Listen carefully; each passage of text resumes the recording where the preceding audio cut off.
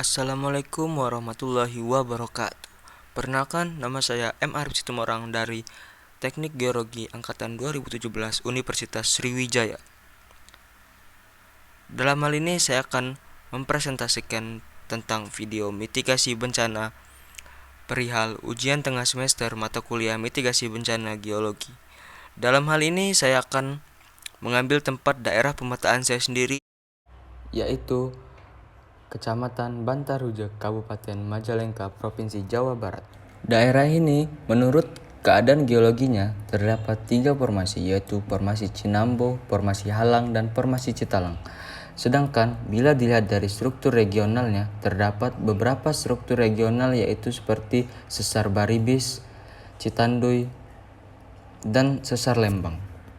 Dengan adanya struktur geologi tersebut menggambarkan akan bencana dan juga dari topografi, lalu keadaan morfologi daerah telitian tersebut, juga tentang curah hujan. Bila ditinjau dari keadaan penduduk, menurut Badan Pusat Statistik Kabupaten Majalengka, Kecamatan Bantarujak memiliki jumlah penduduk 45.025 jiwa.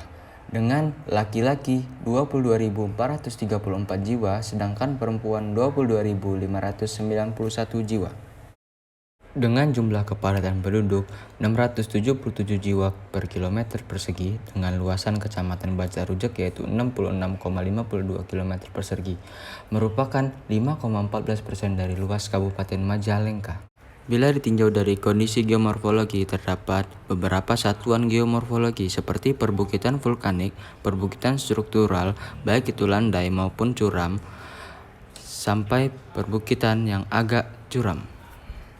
Berikut merupakan peta lurusan dam yang dapat kita lihat. Di situ terdapat perbukitan dan juga sungai, dan juga terlihat seperti adanya lineman-lineman kelurusan.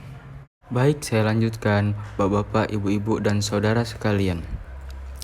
Inilah inti dari presentasi ini, yaitu tentang kebencanaan geologi, di mana lokasi kita saat ini merupakan di Kecamatan Bantarujak.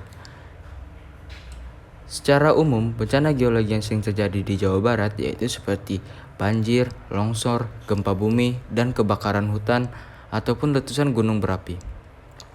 Secara lokal, Majalengka menurut dokumen KRB 2016-2020 yang memuat data sejarah kejadian berdasarkan pencatatan pengkajian risiko tahun 2011 masuk dalam kelas tinggi dikarenakan riwayat bencana dan kondisi daerah telitian.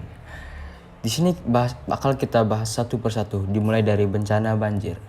Kabupaten Majalengka dikategorikan bencana banjir di kelas tinggi dengan luasan bencana 72.809 hektar. Mengapa di kelas tinggi? Dikarenakan dilihat dari parameter dan sumber yang digunakan dalam pengkajian bahaya banjir sesuai dengan acuannya, seperti daerah rawan banjir, kemiringan lereng, jarak dari sungai, dan tentu saja dari curah hujan daerah tersebut. Selain dari banjir, tentu juga adanya tanah longsor. Kabupaten Majalengka sendiri dikategorikan di kelas tinggi dikarenakan dengan luasan bencana yang cukup luas yaitu 29.976 hektar dengan metodologi yang kajian bahaya tanah longsor seperti zona kerentanan gerakan tanah dan kemiringan lereng tersebut. Lalu selanjutnya ada bencana gempa bumi. Di sini dikategorikan di kelas sedang dengan luasan bencana 120.424 hektar. Mengapa luasannya lebih besar tetapi dikategorikan di kelas sedang? Karena kategori ini dilihat dari beberapa parameter, seperti kalau gempa bumi yang terjadi di Majalengka ini dilihat dari kelas topografinya, intensitas guncangan di batuan dasar, intensitas guncangan di permukaan, kerugian. Dan yang terakhir yaitu ada letusan gunung api, terutama dari gunung api Ciremai. Dikategorikan di kelas sedang dengan luasan bencana 11.579 hektar. Dilihat dari keterkaitan dalam zona kegempaan aktif, zona aliran, dan zona jatuhan. Bencana geologi dapat dicegah dan dikurangi resiko dari bencana tersebut dengan adanya mitigasi bencana geologi. Dengan begitu, kita dapat melakukan upaya-upaya untuk pencegahan dan mengurangi seminimalisir mungkin risiko bencana tersebut. dengan penanganan bencana geologi.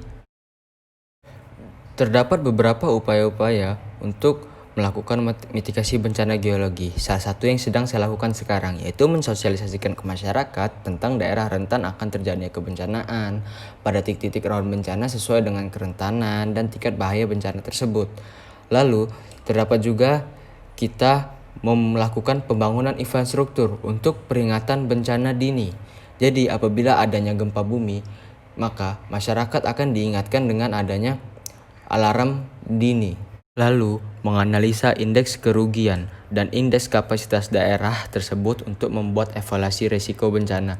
Jadi, kita analisa dari kebencanaan-kebencanaan sebelumnya, itu berapa kerugiannya dan indeks kapasitas ketahanan daerah tersebut untuk menghadapi bencana tersebut.